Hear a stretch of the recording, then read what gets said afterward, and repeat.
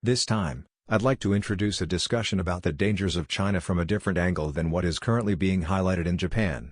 By the way, for a long time now, even long before the murder incident in Xinjiang, I've been saying that it's dangerous to go to China with your family, and that you should avoid it. Whenever I talk about this, many people seem to understand what I'm saying.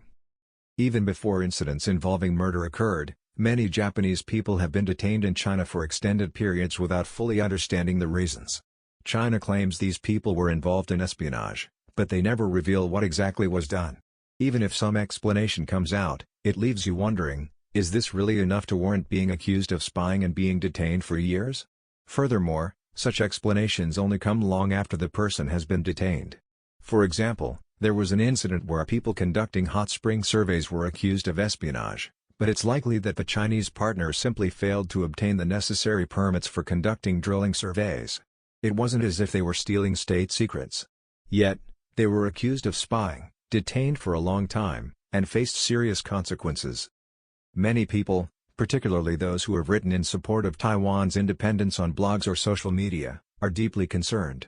In China, any statements suggesting Taiwan is an independent country are considered illegal, regardless of whether they are made by foreigners or locals, in or outside of China. Therefore, if someone who supports Taiwan's independence on their blog is assigned to work in China, that alone puts them at significant risk. China views such statements as a violation of their laws, making it extremely dangerous for those who consider Taiwan an independent nation. But the danger of China doesn't only apply to politics. Even those who seem to support the Communist Party or want to form a mutual benefit relationship with it aren't safe in China. One significant issue that has been highlighted recently is food safety. China has long been reported as a country with a high incidence of food-related illnesses, and many people aren't surprised when they hear such news. In China, the priority is often profit, both for companies and individuals, over food safety. Even if people know that certain additives are harmful, they might still use them if it means making more money. Of course, not everyone is like this, but such practices tend to spread. For example, consider two hot pot restaurants in China.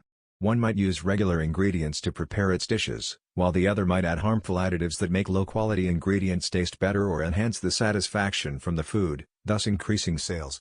The restaurant using harmful additives might make more money and be able to offer cheaper prices, thus attracting more customers and outcompeting the safer restaurant. This mechanism allows those who prioritize profit over safety to thrive, while those who follow ethical practices are driven out. Recently, there has been a lot of talk about a substance called bloating agents. While the exact composition of these agents hasn't been identified, some reports suggest that they are used during meat processing. Some restaurants reportedly mix these agents into powdered biscuits or crackers, and then sprinkle this powder over the dishes they serve. These kinds of additives are commonly used in buffet-style restaurants, where making customers feel full quickly helps the business save on food costs. In addition to the issue of bloating agents, there's also been long-standing concern about the use of opiate-like substances in hot pot restaurants. These substances are believed to cause addiction, making customers want to come back repeatedly without realizing it. This practice has been a problem for years, not just with hot pots, but with various foods. The bigger issue is the use of preservatives and additives in processed foods.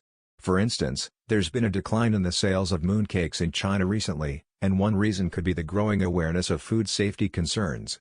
Mooncakes are often bought as gifts, and despite concerns about harmful preservatives, they are still widely distributed because of traditional customs. There's a famous story from Chongqing, where someone found a mooncake that had been forgotten for 3 years and still looked completely fine, untouched by mold or insects. This kind of story highlights the powerful preservatives used in such products, raising questions about the safety of other processed foods as well. In conclusion, living in China, particularly for Japanese people, is extremely dangerous. China's long-standing anti-Japanese education has deeply influenced Chinese society, to the point where even Communist Party officials openly express hostility towards Japan on social media. Many people in China genuinely believe that Japan committed atrocities in the past, making the country increasingly dangerous for Japanese citizens.